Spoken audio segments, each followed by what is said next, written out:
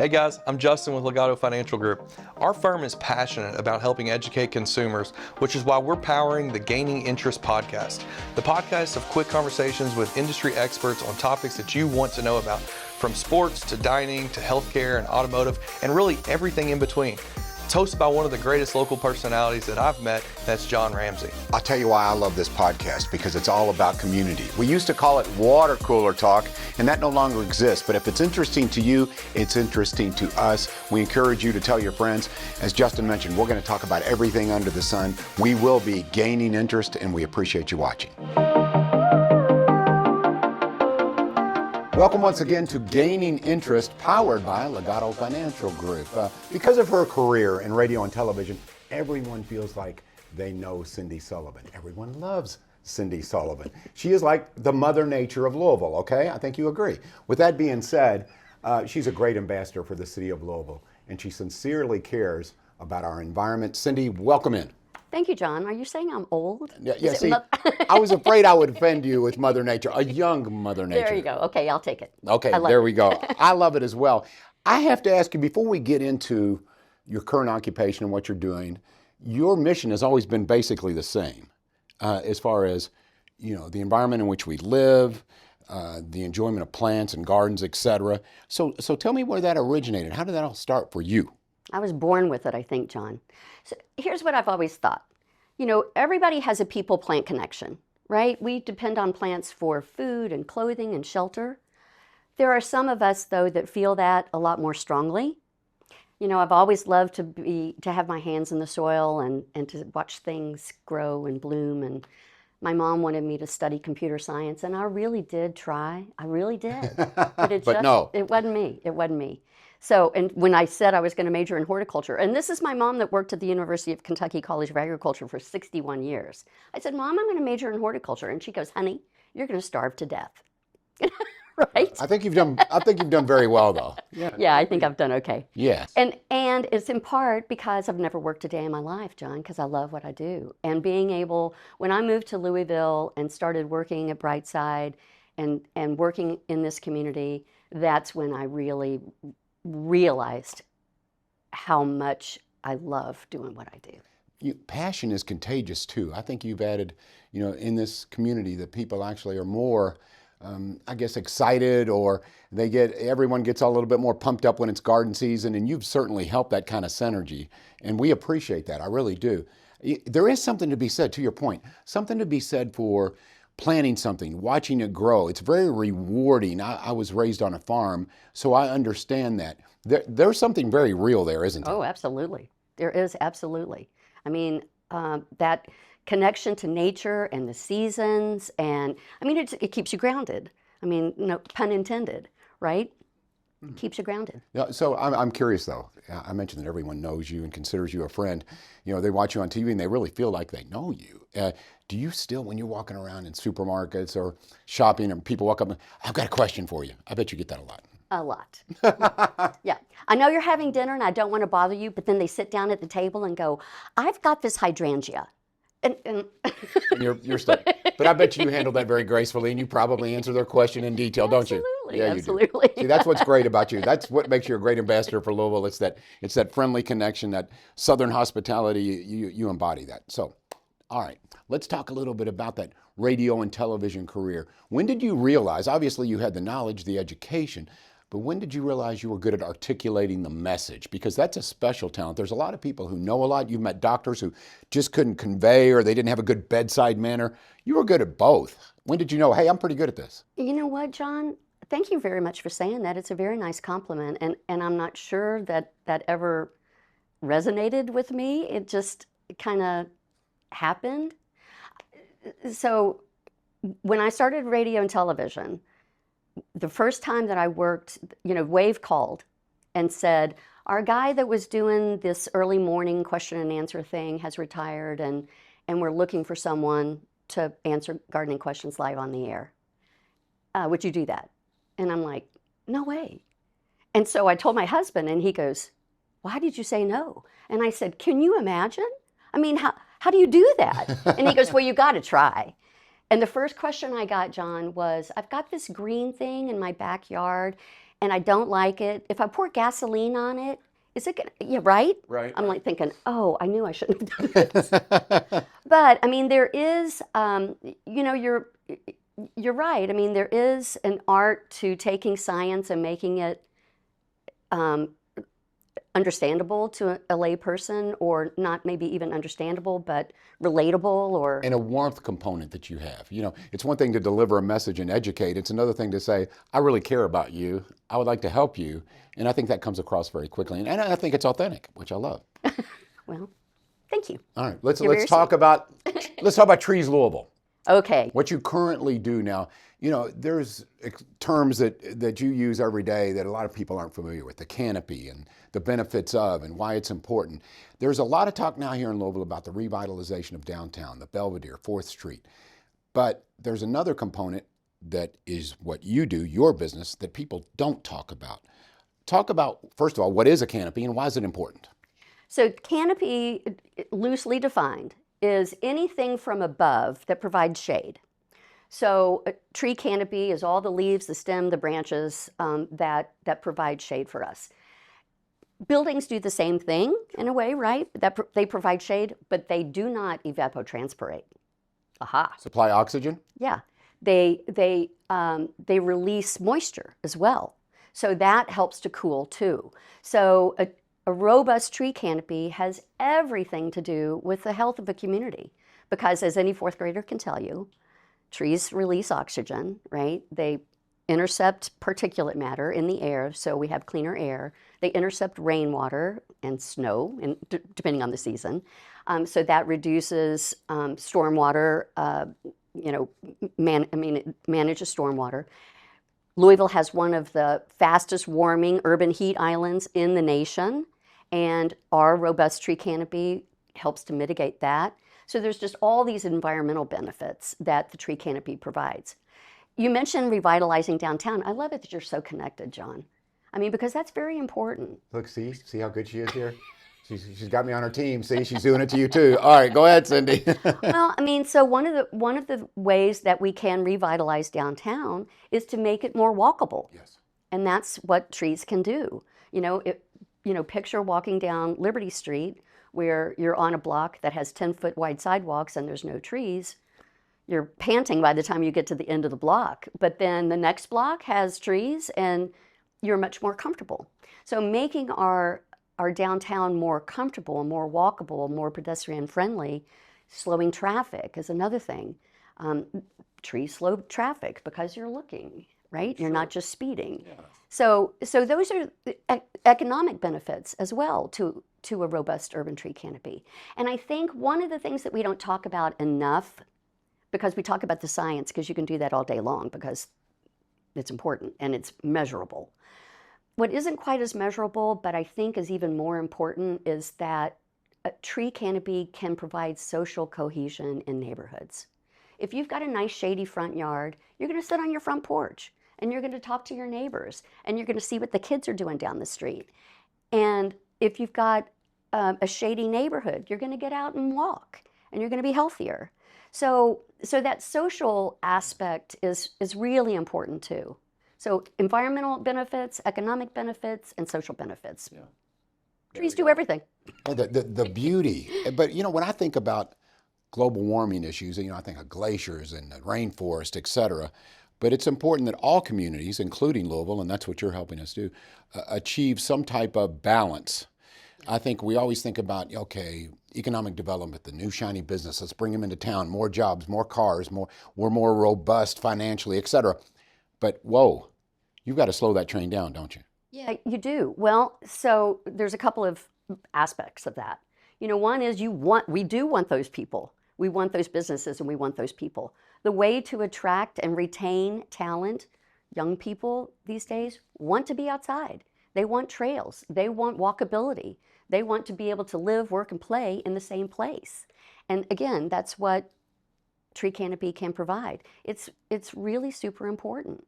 Well, let's talk about the good stuff too. I mean, on the plus side, I would think, and of course, you're the professional here, your opinion, Louisville, with its park system, I would think you've got a nice little start, a good foundation. It's just don't forget about it and build upon it, correct? Exactly.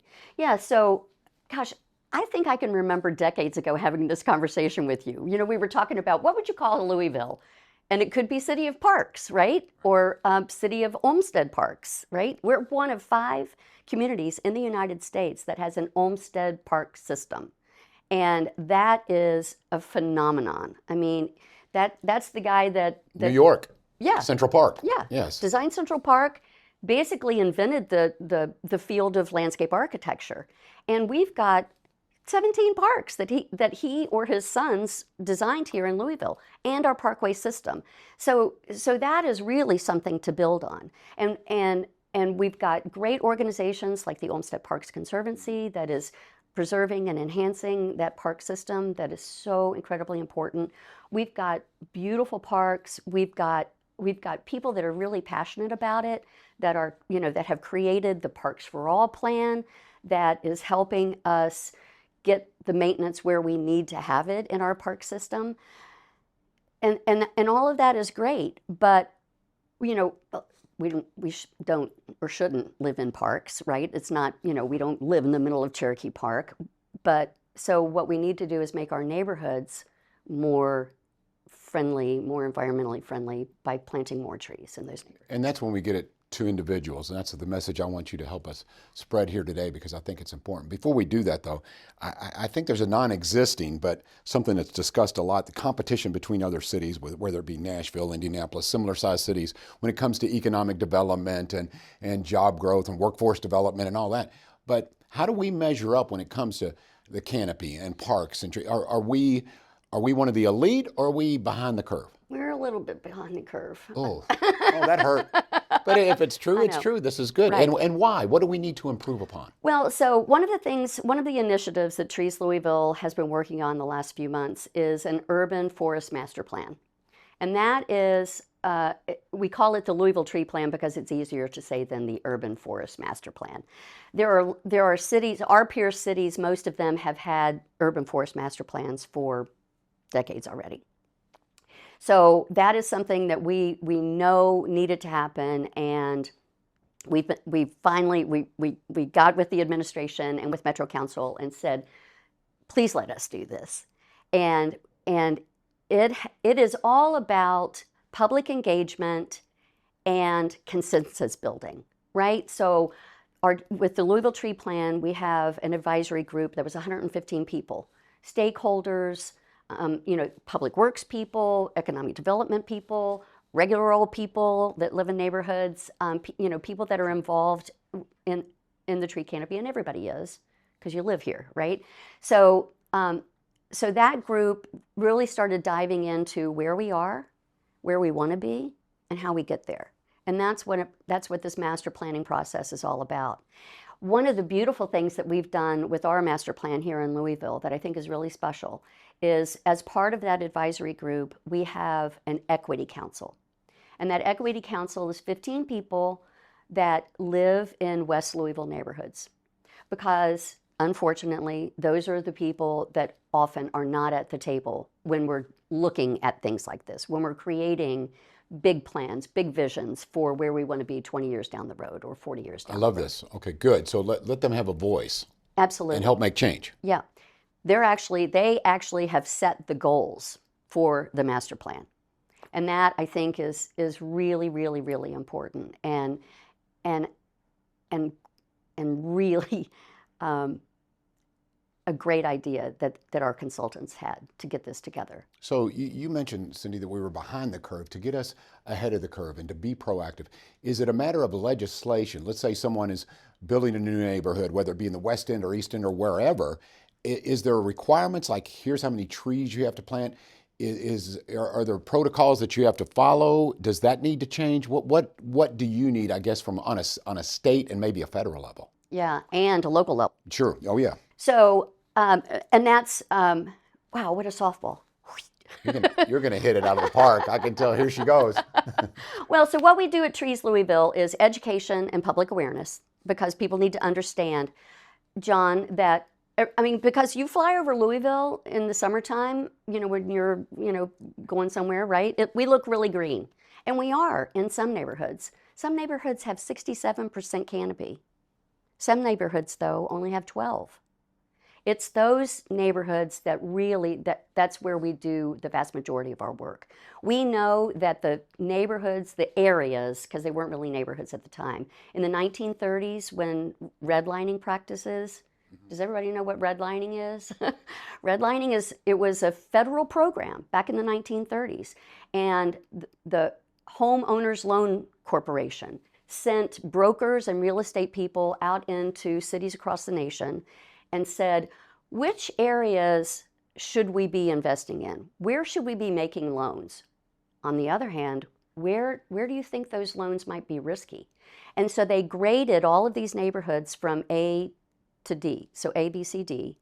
And if you were an A neighborhood, you were green lined. That's where, oh yeah, we're going to invest lots of money in here because we know we're going to get the return on our investment.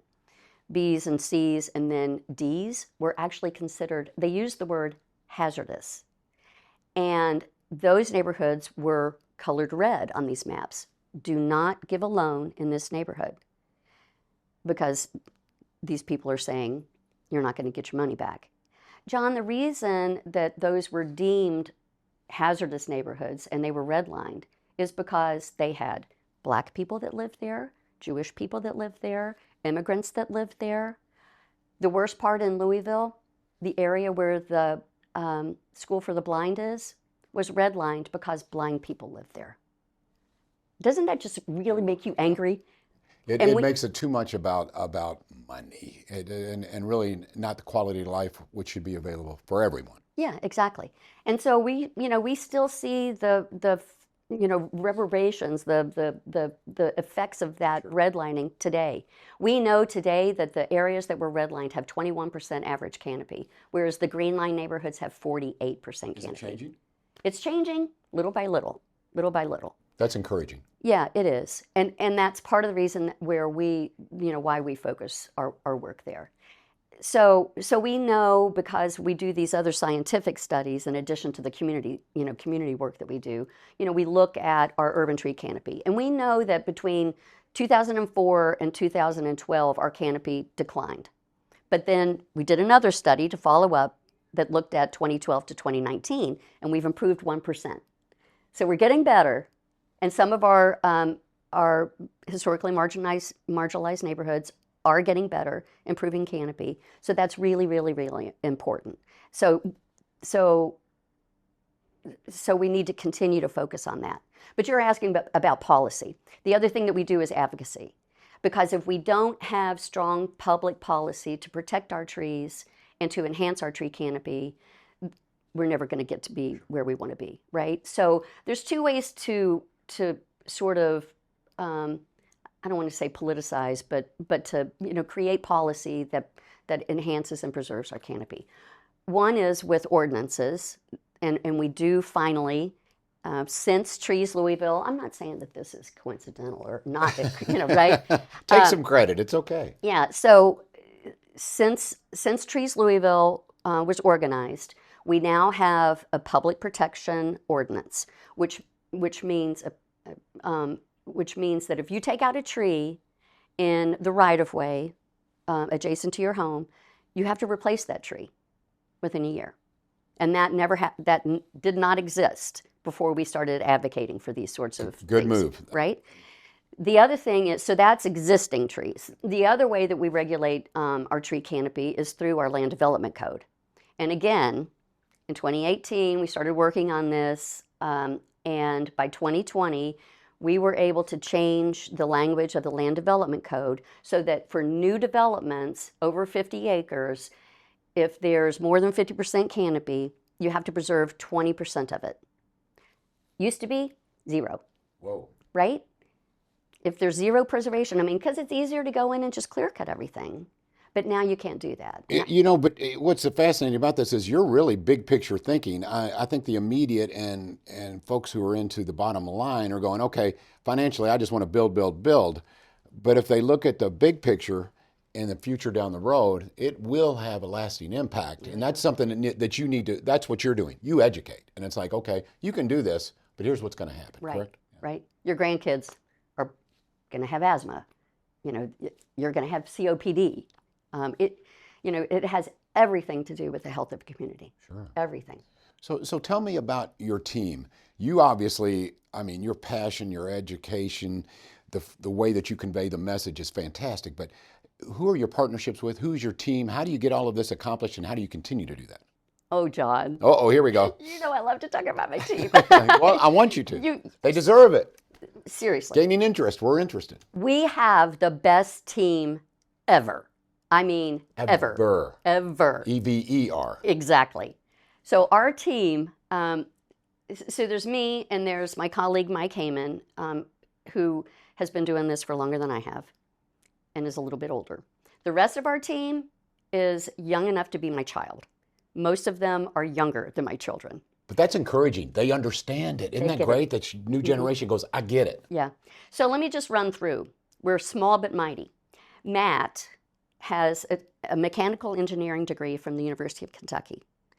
Once he graduated and started working, he decided he'd rather work with living things than gray things. Jake has his Master's of Science in Social Sustainability, and he's working for Trees Louisville. Morgan has an environmental education degree from IU, and she's the Energizer Bunny. These sound like Cindi Sullivans. They were inspired by something totally different than the almighty dollar. It was like, I love this. I'm going to do this. Yeah. Right, exactly. Yeah, Bear is a Bellarmine grad in environmental science, and Catherine is a Center College grad. I mean, how did we get these people to come together and everybody gets along and they work and they never complain about weekend work or night work or working when it's freezing cold outside or they have a getting mission. muddy? Yep, they do. Yeah, and that means something. That really does. Yeah. So we talked about your team, and congratulations. It sounds like they're fantastic. So how does someone who's watching, gaining interest, powered by Legato Financial Group, how does someone become part of the team? What can we do as individuals? How can we be more present?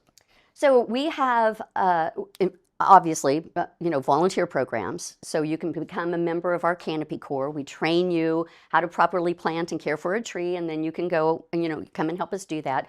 We work with corporations all the time. We've got some great corporate partners, and I would love to name them, but I don't want to leave anybody out.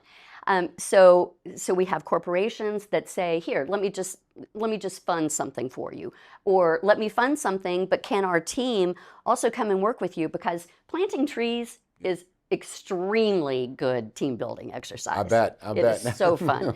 People love getting out of the office, and they love getting their hands in the soil and feeling all of that, and turning around and saying, oh, look, I planted that tree.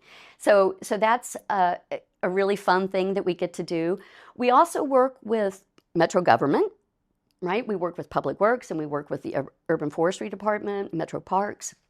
We work with the Kentucky Transportation Cabinet. Oh, get this. Kentucky Transportation Cabinet, right? They typically work curb to curb, and they're great people. They're engineers. They work on that hardscape stuff. Well, since we started working with them, they now really have a great understanding, at least here in District 5, where we are, that green infrastructure is just as important when you're talking about pedestrian safety and slowing traffic calming.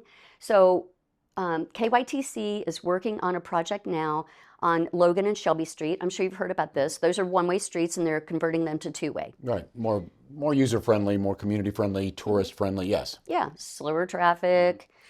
So we approached them and said, you probably want to do trees with this project, don't you? And they said, you know what?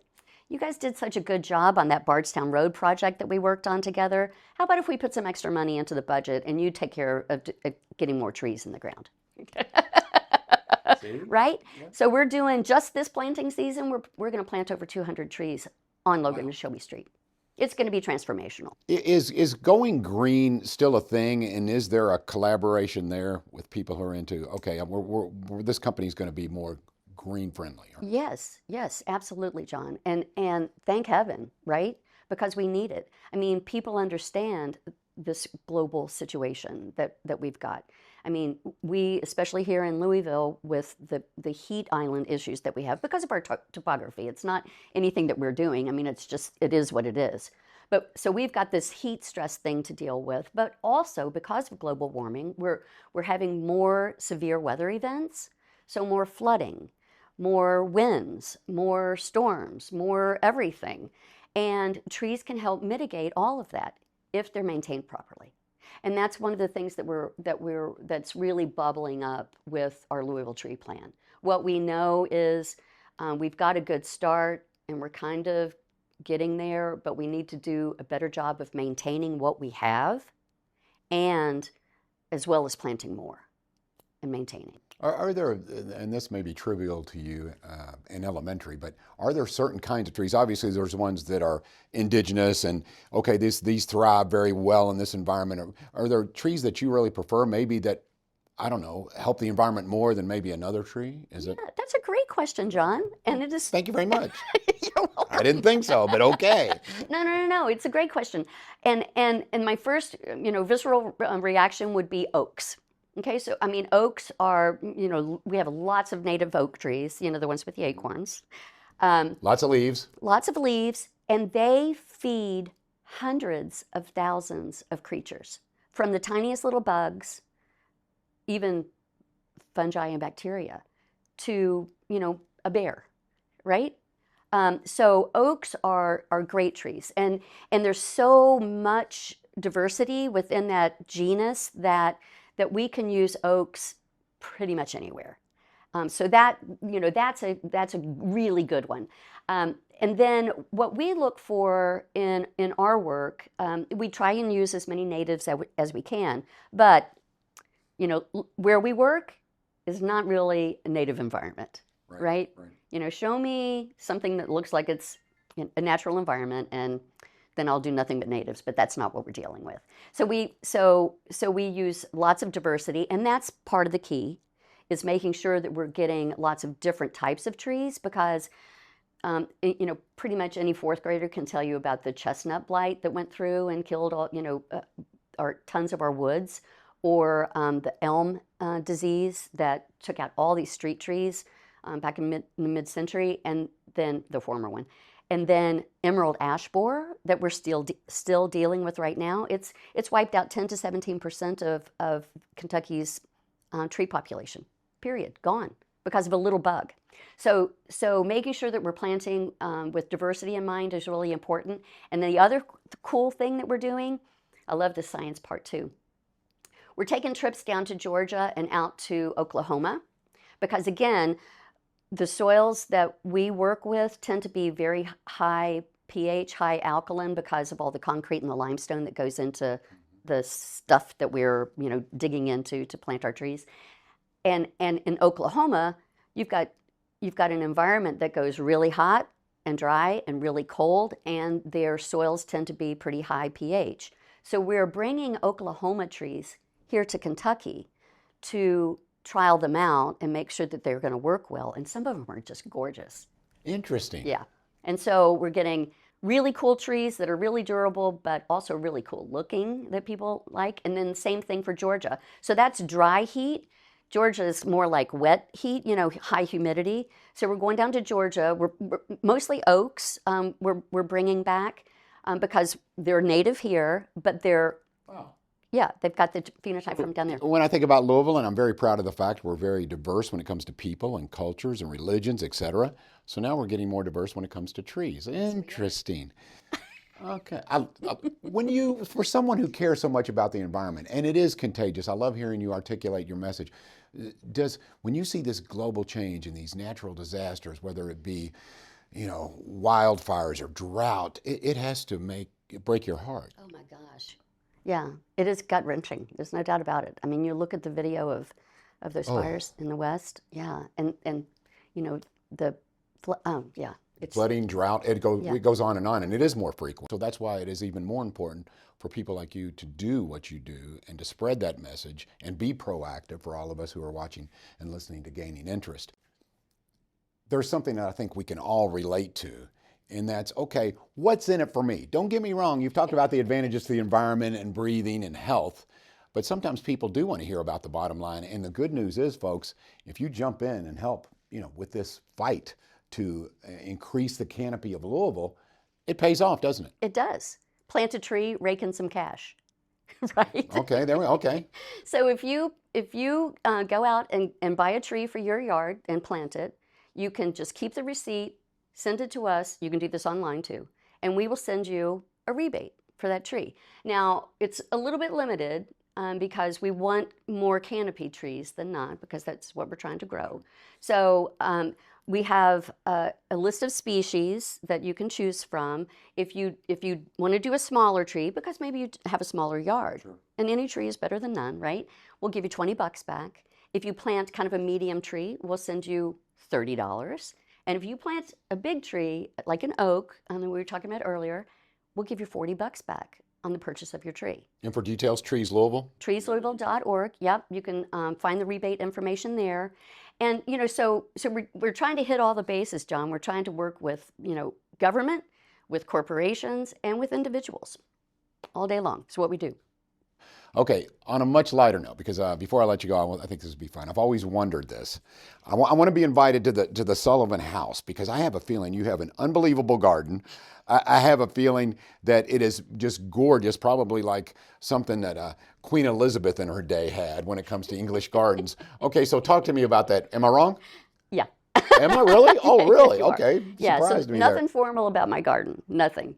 I'm one of these people that, so a couple of times a year we'll have educational opportunities with our industry. So coming up, for instance, at the end of this month, there's the Kentucky Nursery and Landscape Association winter meetings.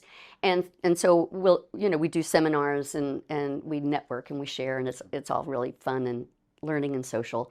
And there's always a trade show.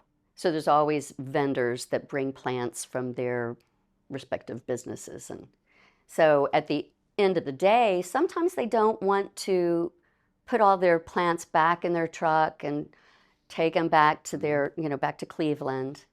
So you steal them. Go ahead, Cindy. no, I don't steal them, but I'm teasing. No, but I do. I have to like get in front of my colleagues so that I can get the ones that I want first. And there's It's okay. You deserve that. Yeah, it's fun. So I've got all these crazy, different, fun plants. The first thing that we did when we moved into the house that we're in now is we took out all the turf. No more grass. So it's all just garden beds. And it's all just this crazy lush collection of, it's that. You know what I think is funny about what you were talking? Just picture this, okay? These seminars, these workshops, educational opportunities, places where you meet people, like-minded people. They better not try to, for lack of a better term, BS Cindi Sullivan. It's like, you can call them out right away. It's like, you don't know what you're talking about, can't you? Yeah, I kind of, I used to be really polite when I was younger, but now that I've gotten old, it's like, what are you going to do? You're still young. Congratulations on your success. And again, before we let you go here, Gaining Interest, powered by Legato Financial Group. How can people get in touch with you? Is there a website? Is there a way that if people want to help, how can they do that? TreesLouisville.org, and you will find that our website is full of fun information. And again, because our team is incredibly creative, we're on Instagram, Facebook, all of those things that those people take care of that I don't. And you can go to our website. You can donate through the website. You can sign up to volunteer for our Canopy Core trainings, or just to come and help us do a planting. That's fine too. You can suggest places that need trees and help us plan projects, because we're always looking to gain partners and get some more community input. Cindy, I enjoyed the conversation. Hopefully you did as well. So now I'm gonna reword this, okay? The young Mother Nature of Louisville, okay, the very young Mother Nature of Louisville, Cindi Sullivan. Thank you for sharing your knowledge, your passion. You make Louisville a better place to live, and I'm not just throwing that out there. I mean, that's absolutely true when it comes to you. So it's one thing to be known and liked, and certainly you're that, but it's another thing to, hey, I'm going to make a difference here, and you continue to do that. So thank you. Well, thank you, John. Thanks for having me. I really do appreciate it. I appreciate you, and I know you do as well. Cindi Sullivan, once again, she is a friend of yours, and she's a friend of the environment. Thank you for watching, listening to Gaining Interest, powered by Legato Financial Group.